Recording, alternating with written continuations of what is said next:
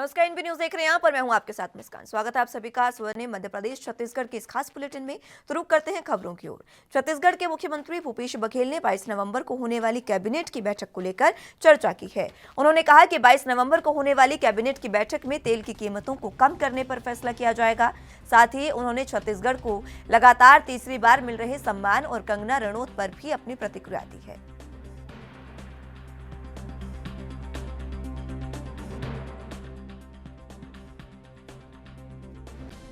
देखिए, उसमें विभागीय मंत्री, विभागीय सचिव, विभागीय कर्मचारी, नगर निगम, नगर पालिका, नगर पंचायत के हमारे सब महापौर, अध्यक्ष, पार्षद और सफाई दीदी, स्वच्छता दीदी का जो योगदान है, जिसे मिशन मोड पे लगातार काम करते रहे और उसके कारण से आम नागरिकों का भी, छत्तीसगढ़ के लोगों का बड़ा सहयोग रहा है। तो सबका समन्वित प्रयास से ये संभव हुआ और लगातार प्रथम स्थान पे आ रहे हैं। तो पूरे छत्तीसगढ़ के लोगों के ये सम्मान है, पूरे छत्तीसगढ़ के लोगों को सम्मान है और लगातार तीसरा साल है जिसमें हम लोग पुरस्कार लेने जा रहे हैं। पिछले कार्यकाल में तो तीसरे स्थान पर थे, अब लगातार पहले स्थान पे आ रहे हैं और 239 पुरस्कार में से 67 पुरस्कार 67 की बोला 67 पुरस्कार अकेले को मिल रहा है। तो ये बड़ी उपलब्धि है और इसके लिए मैं सभी को बधाई और शुभकामना देता हूँ। मंत्री जी तो साथ में हैं, सभी जनप्रतिनिधियों को, सभी अधिकारी कर्मचारियों को और स्वच्छता दीदियों को बहुत बधाई शुभकामना। मैंने पहले ही कहा कि जो पड़ोसी राज्य है उससे हमारा यहाँ छत्तीसगढ़ में पेट्रोल और डीजल की कीमत कम रहेगी। पिछले दिनों वित्त मंत्री से वीडियो कॉन्फ्रेंसिंग के साथ वर्चुअल बैठक हुई थी। उसमें भी मैंने कहा कि आप थोड़ा बहुत क्यों कम करते हैं, जो 2014 के पहले जितने भी एक्साइज ड्यूटी थी उसी स्तर पे ले आइए और दूसरा शेष लगाएं, उसको समाप्त करें। भारत सरकार ने जो शेष लगाया है उसे समाप्त किया जाना चाहिए। फिर भी वो हमारी बात को तो मानेंगे नहीं। मैंने तो उसके अलावा जो कोयला की जो पेनाल्टी है 4140 करोड़, उसकी भी मांग मैंने की। मैंने ये भी मांग किया कि जो धान में उसना जो चावल ले रहे हैं उसे मना कर दिए, उस पर भी मैंने कहा कि उसे भी कम करें और इथेनॉल बनाने की मांग मैंने की। उसके बाद भी अब 22 तारीख की कैबिनेट है, इसमें कैबिनेट में प्रस्तुत किया जाएगा और सभी राज्यों के जो पड़ोसी राज्य हैं वहाँ किस दर पर पेट्रोल डीजल उपलब्ध हो रहे हैं उसको अध्ययन करके ही वो निर्णय लिया जाएगा। सर, ये कंगना रणावत अलग अलग तरीके की बयान दे रही है, इस बार गांधी जी पर उन्होंने कहा है। देखिए, वो मीडिया में रहने के लिए कुछ भी बोलते हैं, मैं ये समझता कैसे। चलिए खबरों में आगे बढ़ते हैं। मुख्यमंत्री भूपेश बघेल ने कहा है कि छत्तीसगढ़ सरकार नंबर 1 आने के लिए काम नहीं करती है, बल्कि छत्तीसगढ़ महतारी को सजाने और संवारने के लिए काम कर रही है।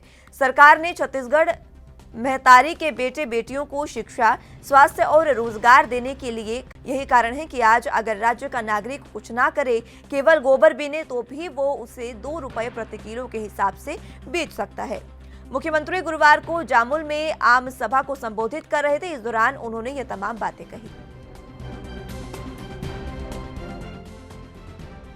जिन भी मांग आप मन के तरफ से आई, अभी तो 39 करोड़ रुपया की राशि वो है। ओकर बाद जिन गुरु घासीदास स्टेडियम है ओला मिनी स्टेडियम नहीं बल्कि स्टेडियम हमन बनाबो, में 10 करोड़ रुपया की राशि भी लगी तो निश्चित रूप से ओला स्वीकृत करबो। वही प्रकार से चरौदा ईस्ट में खेल मैदान में बैठे बार स्टेडियम नहीं है तो ओकर स्टेडियम बैठे के स्टैंड बनाए के भी घोषणा करा था। कुंदरा पारस विश्व बैंक में स्थापित लोग है वो सब साथी मन तेला राजी आशा योजना के तहत पट्टा भी दे के घोषणा। और साथ ही जनता स्कूल में स्वामी आत्मानंद अंग्रेजी माध्यम स्कूल खुले है, सीट के बहुत मारामारी है। जतका कहे तेकर से डबल के मांग है तो ओकर भर सीट बढ़ाए के भी घोषणा करा था ताकि आने वाले वर्ष में सीट बढ़ाए ताकि बच्चा मन ला निःशुल्क पढ़ाई हो सके। और सिरसा गेट के चौक के सौंदर्यीकरण के बाद तो निश्चित रूप से वो गेट के सौंदर्यीकरण भी किए जाए। एक साथ भी हमारे पार्षद मन साथी मन कुछ विकास के मांग रखे वो सब काम स्वीकृत किए जाए, ये बात की मैं घोषणा कर रहा था और वचन भी देता हूं। ये बात बिल्कुल सही कि जैसे गुरु जी कहा था कि 1 साल पहले साल चुनाव में बीत गया और 2 साल कोरोना में बीते। अरे कोरोना काल में जिन हिसाब से हमारे डॉक्टर मन है, हमारे नगर पालिका के सब साथी मन, पार्षद हो चाहे कर्मचारी अधिकारी हो चाहे हमारे पुलिस प्रशासन के हो, ये मन जिन काम करे, हमारे मितानिन बहनी मन जिन काम करे, आंगनबाड़ी के बहनी मन जिन काम करे, ओकर जतका प्रशंसा किया जाए कम है। कोरोना के संकट काल में अपन जान जोखिम डाल के निःशुल्क से मानवता सेवा के उत्कृष्ट प्रदर्शन करी से तेकर बर हम सब ओकर प्रशंसा करथन, बधाई देथन कि जब संकट आते तो हम सब एकजुट होकर लड़ाई लड़थन। और आप सब देखे कि कौन प्रकार से अभी हमारे कलेक्टर साहब उपस्थित थे, एसपी साहब उपस्थित थे। सबसे ज्यादा कोरोना इस दूसरा लहर तो हमारे दुर्ग जिला में हुई, लेकिन सब जन के सहयोग और समर्थन से कोरोना परास्त करे में कोरोना कंट्रोल भी सबसे तेजी से दिखाऊं होए तो दुर्ग जिला में होए। एक बार मैं सबसे निवेदन कर रहा था कि आप अपने प्रशंसा में एक बार जोरदार ताली बजाओ। छत्तीसगढ़ के जीएसटी मंत्री टीएस सिंहदेव ने गुरुवार को ईंधन की कीमतों में कमी और राज्य में स्कूल को फिर से ओपन करने को लेकर अपनी राय रखी है। उन्होंने कहा कि वैट में कमी को लेकर सीएम 22 नवंबर को होने वाली कैबिनेट बैठक में फैसला लेंगे। उन्होंने ये भी कहा कि हमने प्रस्ताव भेज दिया है, सीएम उसी हिसाब से घोषणा करेंगे। दरअसल करीब 10 दिन पहले वाणिज्य कर मंत्री टीएस सिंहदेव ने कहा था कि हम राज्य में वैट घटाएंगे। विभाग मुख्यमंत्री के सामने वैट में कमी का प्रस्ताव रखेगा और इसके बाद सीएम इस पर विचार करेंगे। और इस दौरान उन्होंने कहा था कि छत्तीसगढ़ चारों तरफ से दूसरे राज्यों से घिरा हुआ है और ऐसे में वहां की कीमतों को भी ध्यान में रखना होगा। वहीं उन्होंने राज्य में स्कूल को फिर से खोलने को लेकर भी कहा कि स्कूल तब तक नहीं खुलेंगे जब तक बच्चों का टीकाकरण पूर्ण रूप से नहीं हो जाता, लेकिन स्कूलों को यह सुनिश्चित करना होगा कि कर्मचारियों को 100% टीकाकरण हो। मुझे अभी मेरे पास कुछ कहने को नहीं है, मैं दिल्ली से तो आ रहा हूँ। कोई बात होगी ऐसी तो मैं जरूर आप लोग से शेयर करूँगा। मुलाकात मंत्री ने कहा है कि 100% उपस्थिति के साथ स्कूल खोले जाएंगे। क्या लगता है बिना वैक्सीनेशन के स्कूल खोले जाना भी ठीक है? जीवन के पथ पे हमको आगे तो बढ़ना ही है। स्कूल खोले जाने की बात नहीं, सावधानी की बात है। सावधानी अत्यावश्यक है और बच्चों को तो ऐसे भी टीकाकरण नहीं होना है। बिना बच्चों के टीकाकरण के लिए अगर स्कूल नहीं खुलेंगे तो शायद तब तक स्कूल नहीं खुलेंगे जब तक टीकाकरण ना हो। जो स्टाफ आएगा वो 100% टीके लगे हुए होने चाहिए। ये जरूर हर स्कूल को, हर प्रबंधन को सुनिश्चित करना चाहिए। ये वैट को लेकर लगातार चर्चा हो रही है कि वैट कम होगा कि नहीं होगा, जनता भी देख रही। क्या कैबिनेट ही है 22 तारीख को और मुख्यमंत्री जी इस पर निर्णय लेंगे। हम लोगों ने विभाग का प्रस्ताव भेज दिया है। संचालन्य कोष लेखा और पेंशन छत्तीसगढ़ की ओर से लेखा प्रशिक्षण सत्र मार्च-जून 2020 के लिए निर्धारित परीक्षा 20 दिसंबर से आयोजित की जाएगी। इस परीक्षा में नियमित रूप से खुद से तैयारी करने वाले परीक्षार्थियों को भी सम्मिलित करने की अनुमति दे दी गई है। ये वो परीक्षार्थी हैं जो पहले की परीक्षा में फेल हो चुके हैं और उनके अधिकतम 3 अवसर अभी भी समाप्त हुए हैं। वो इस परीक्षा में शामिल होने के लिए आवेदन कर सकते हैं और इसके लिए संबंधित कार्यालय प्रमुख की ओर से निर्धारित फॉर्म भी भेजा गया है। परीक्षा के संबंध में अधिक जानकारी के लिए शासकीय लेखा प्रशिक्षण शाखा रायपुर से संपर्क किया जा सकता है।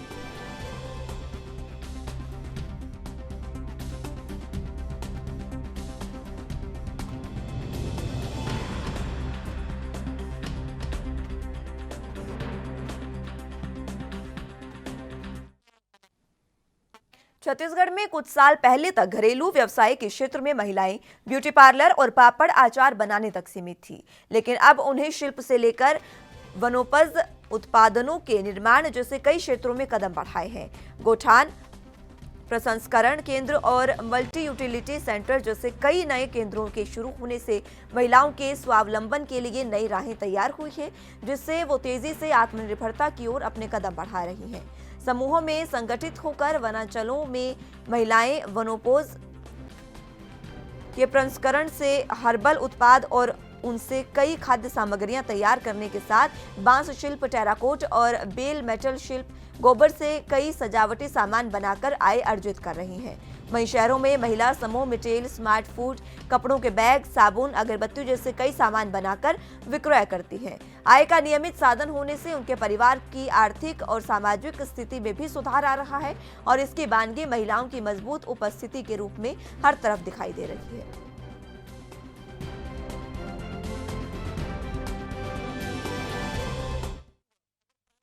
वहीं मध्य प्रदेश में आदिवासी वोटर्स को साधने के लिए बीजेपी कांग्रेस आमने सामने आ गए हैं। जनजातीय गौरव दिवस का समापन समारोह 22 नवंबर को मंडला में आयोजित किया जा रहा है और मुख्यमंत्री शिवराज सिंह चौहान यहां विभिन्न योजनाओं से आदिवासी हितग्राहियों को लाभान्वित करेंगे। यही नहीं, सीएम शिवराज ने ऐलान कर दिया है कि आदिवासी क्रांतिकारी टंटैया भील के बलिदान दिवस पर 4 दिसंबर को पाताल पानी में बड़ा आयोजन किया जाएगा। पाताल पानी टंटैया भील की कर्मस्थली है। यहां पर हर साल कार्यक्रम आयोजित किए जाते हैं। इधर कमलनाथ 24 नवंबर को आदिवासी विधायकों और 89 ट्राइबल ब्लॉक के पदाधिकारियों की बैठक भोपाल में करने जा रहे हैं। उपचुनाव से पहले कमलनाथ ने आदिवासी अधिकारी यात्रा मालवांचल में निकाली थी, जबकि बीजेपी ने 18 सितंबर को जबलपुर में सम्मेलन किया था और इसमें केंद्रीय गृह मंत्री अमित शाह शामिल हुए थे। खास बात यह है कि दोनों ही दलों ने आदिवासियों को साधने की कवायद इसलिए भी तेज कर दी है क्योंकि मध्य प्रदेश में जल्द ही पंचायत चुनाव होने वाले हैं और इसकी अधिसूचना इसी महीने लागू होने की संभावना है और इस चुनाव का परिणाम तय करेगा कि आगामी विधानसभा चुनावों में आदिवासी को कितने किसके साथ हैं।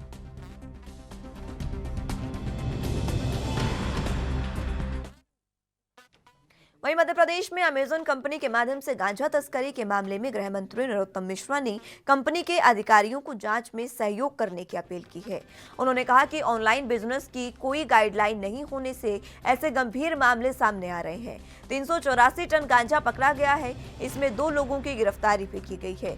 अमेजन कंपनी वालों को बुलाया गया है लेकिन वो मदद नहीं कर रहे हैं। उनसे जांच में सहयोग की अपील की गई है, अन्यथा उनके खिलाफ भी सख्त कार्रवाई की जाएगी। साथ ही ऑनलाइन बिजनेस की गाइडलाइन बनाए जाने की दिशा में भी कार्रवाई की जाएगी।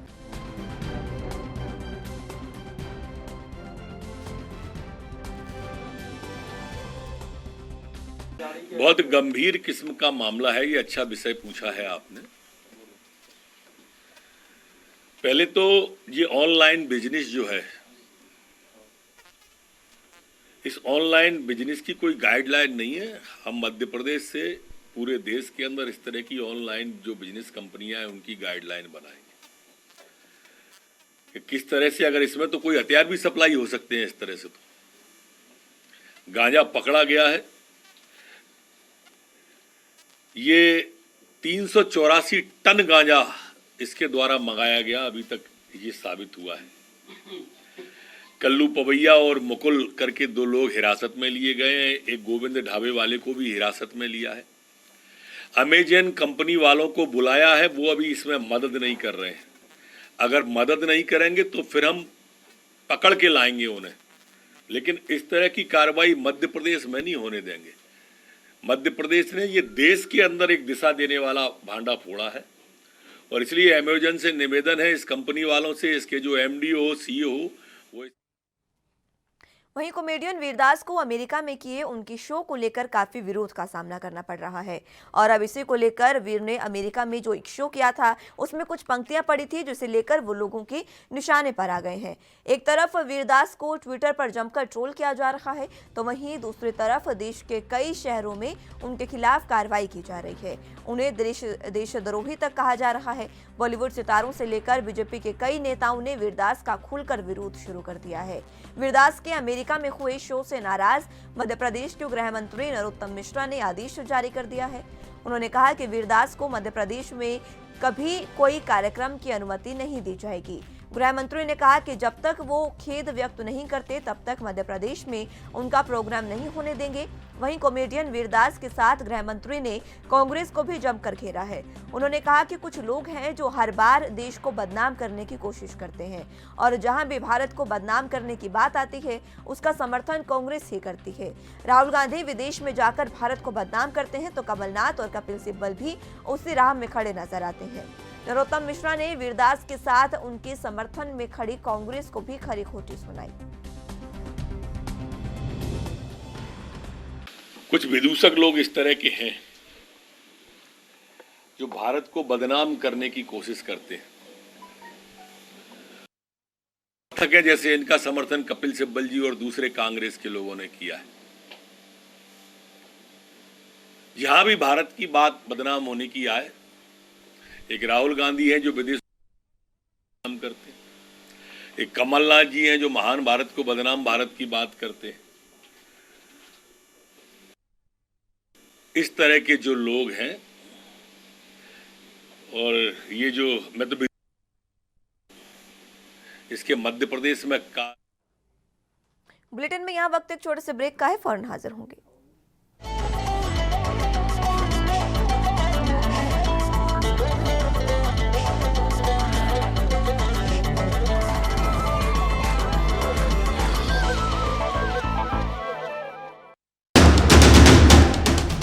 राष्ट्र धर्म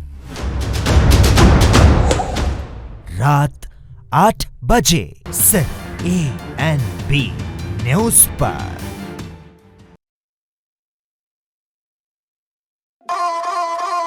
ओ मोटर बंद कर दे मनी।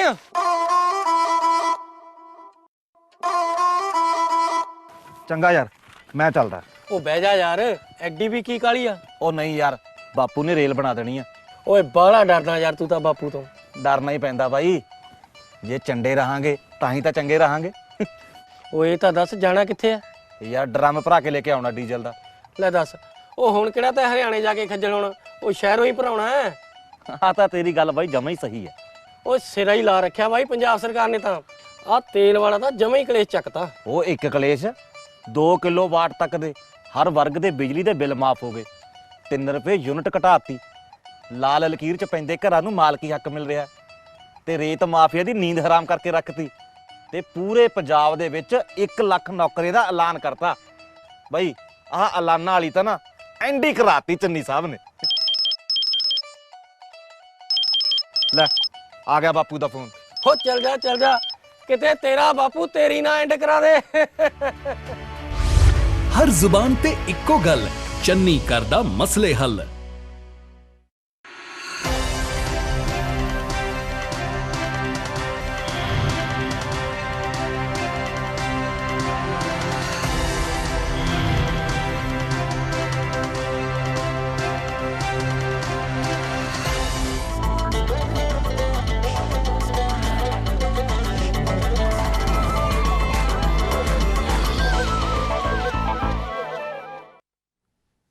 ब्रेक के बाद एक बार फिर से स्वागत है आप सभी का। तो रुख अगली अहम खबरों की ओर कर लेते हैं।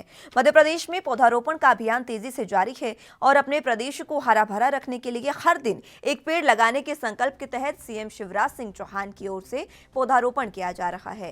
और इसी कड़ी में गुरुवार को उन्होंने स्मार्ट पार्क उद्यान में एक संस्था के सदस्यों के साथ 2 पौधे लगाए। इस अवसर पर सीएम शिवराज सिंह ने कहा कि कार्बन फुटप्रिंट को कम करने और साफ शुद्ध जल और वायु पर कार्य करने की इच्छा के साथ संस्था के सदस्य एक हरित क्रांति का आगाज कर रहे हैं। युवाओं ने मुख्यमंत्री चौहान को पर्यावरण संरक्षण की प्रेरणा देने वाले गीत भी सुनाए। वहीं इस मौके पर मध्य प्रदेश के मुख्यमंत्री शिवराज सिंह चौहान ने कहा कि आस्क संस्था पौधारोपण और प्लास्टिक के प्रयोग पर रोक, दूषित होते वातावरण के संरक्षण हेतु विशेष अभियान चला रही है। अभियान के अंतर्गत प्रदेश के कई शहरों में पौधारोपण के साथ ही उसकी सुरक्षा भी सुनिश्चित की है। अभी तक 17,000 से ज्यादा पौधे लगाए जा चुके हैं।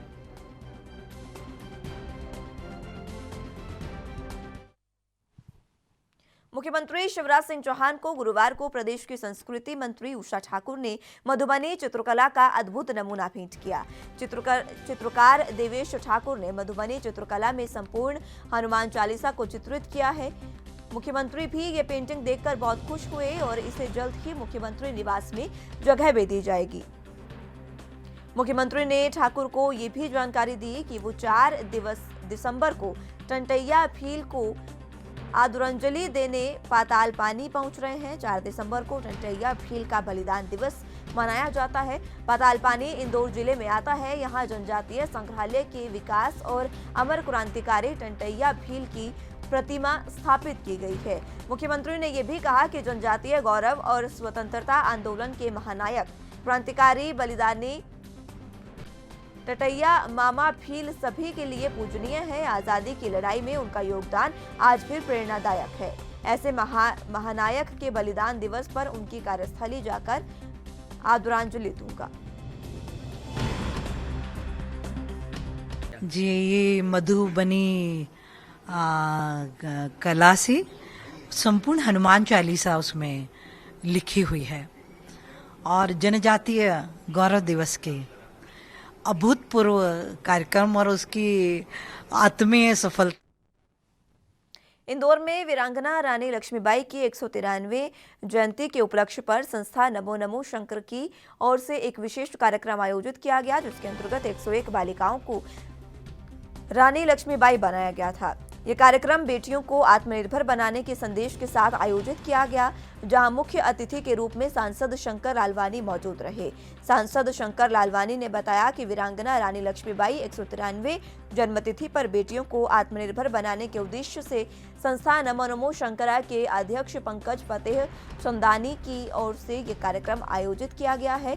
यहाँ पर बेटियों को आत्मरक्षा के लिए भी प्रशिक्षित किया गया। आज रानी लक्ष्मीबाई की 193वीं जयंती है। इस जयंती के अवसर पर नमो नमो शंकरा के हमारे साथियों ने, पंकज फतेहानी और उनकी पूरी टीम ने 101 बहनों को रानी लक्ष्मीबाई बनाया है और ये संदेश देता है कि हमारी बहनें आत्मनिर्भर बने और कभी भी जिस प्रकार रानी लक्ष्मीबाई ने देश की आज़ादी के लिए अपने प्राणों की आहुति दी, उसी प्रकार आज जो कुरीतियाँ समाज में फैली हुई है उसको समाप्त करने के लिए बहनें आगे आए और आत्मरक्षा के लिए अगर कोई समय पर ऐसे समय पर आत्मरक्षा की करना पड़े तो उसके लिए भी तैयार हैं। उसका प्रशिक्षण भी वो दे रहे हैं। निश्चित तौर पे जो माननीय प्रधानमंत्री जी की मंशा है कि हमारे देश में बेटी आगे बढ़े, हमारे मुख्यमंत्री जी बेटी पढ़ाओ बेटी बचाओ का जो संदेश देते हैं, उस संदेश के अंतर्गत उज्जैन के उन्हेल रोड टोल नाके पर बुधवार को एक दर्जन नकाबपोशों ने हमला कर दिया। बदमाशों ने टोल पर तोड़फोड़ की। उन्होंने कंप्यूटर बैरियर पर भी लाठियों से तोड़फोड़ की और इससे टोल कर्मचारियों के साथ राहगीर भी सहम गए। मामले में भैरवगढ़ पुलिस ने केस दर्ज कर लिया है और पुलिस टोल नाके से सीसीटीवी कैमरे लगे हुए हैं, जहां से रिकॉर्डिंग के आधार पर गाड़ियों के नंबरों से आरोपियों को पहचानने का प्रयास किया जा रहा है। मामला बुधवार शाम 4:10 का है। इस समय टोल कर्मचारियों की ड्यूटी बदल रही थी। वो हिसाब किताब करने के साथ दिन भर की रिपोर्ट तैयार कर रहे थे। फिलहाल पुलिस इस मामले में जांच कर रही है।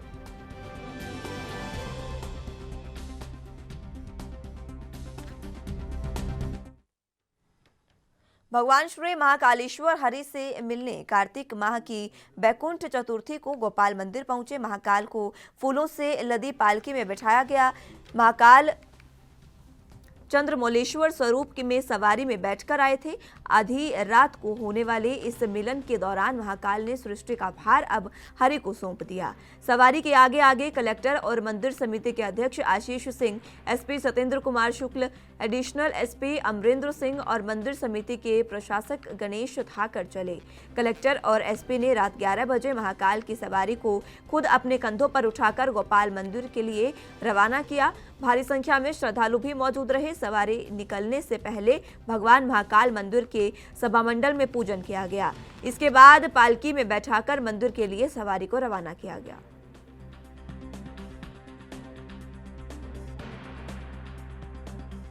देखिए, हरिहर मिलन की जो सवारी है और उज्जैन की बहुत वैभवशाली परंपरा है, उसके तहत आज निकाली गई है। इसमें चूँकि हम लोगों की तैयारी कोविड के जो गाइडलाइंस थी उनके हिसाब से थी, इसीलिए सांकेतिक रूप से ही निकालने का हमारा प्लान था, जिसमें कि जनता को हमने संदेश दिया था कृपया घर पर ही बैठकर, जो हमने सोशल मीडिया के माध्यम से, यूट्यूब के माध्यम से जो व्यवस्था कर रखी है उसके माध्यम से ही देखें। हालांकि आज जो निर्देश आ गए हैं कि कोरोना से संबंधित जो भी गाइडलाइंस थी वो प्रशासन, जो मध्य प्रदेश शासन के द्वारा उनमें शिथिलता देते हुए उनको एक तरीके से ख़त्म कर दिया गया है। लेकिन चूँकि यहाँ पर जो भीड़ के नियंत्रण की और इस कानून व्यवस्था संबंधी जो दूसरी व्यवस्थाएं होती थी वो चूँकि हमारे पास में नहीं थी, इसीलिए आज भी इसको सांकेतिक रूप से निकाला गया। और बहुत अच्छी चीज़ है कि जिस तरीके से कोरोना का वैक्सीनेशन का अभियान चल रहा है। मुझे लगता है कि ये आखिरी आयोजन था जो इस प्रकार से कोरोना की गाइडलाइंस के तहत हुआ है। यह एक ऐसा भगवान का मिलन है कि प्रवृत्ति और निवृत्ति, भगवान निवृत्ति मार्ग के अधिष्ठाता है भगवान महाकालेश्वर और प्रवृत्ति मार्ग के अधिष्ठाता भगवान शिव विष्णु हैं, तो वे उनसे मिलने जा रहे हैं। यह जगत जो है प्रवृत्ति और निवृत्ति दोनों पर ही चलता है, तो यह परम आनंद का विषय है। तो अब वे उनके आ जाने से विवाह इत्यादि सभी कर्म होंगे और यह जगत जो है प्रवृत्ति से ही चलता है, इसलिए परम आनंद का विषय है कि जगत में अनेक प्रकार के उत्साह उल्लाह होंगे। समथिंग आती है, इसमें हरि का हर से मिलन होता है और ये हमारा सौभाग्य है कि इस महाकाल की नगरी में हुआ है। और हमारे इस मंगलम रेस्टोरेंट से मैं आपको इस तरह की सूचना आपको दे रही हूँ। अवंतिका की एक परंपरा रही, महाकालेश्वर ज्योतिर्लिंग है। भगवान चातुर्मास वैकुंठ चतुर्दशी जो होती है, चातुर्मास समापन की होती है, देवउठनी 11 के रूप में जब भगवान का वैकुंठ धाम खुलता है, इस रूप को मनाया जाता है। इसी रूप में भगवान महाकाल की सवारी महाकाल मंदिर से गोपाल मंदिर पर जाती है और दोनों ही देवता फिलहाल के लिए स्वर्णिम मध्य प्रदेश छत्तीसगढ़ के इस खास बुलेटिन में मेरे साथ बस इतना ही। आप जुड़े रहिए एनबी न्यूज़ के साथ। नमस्कार।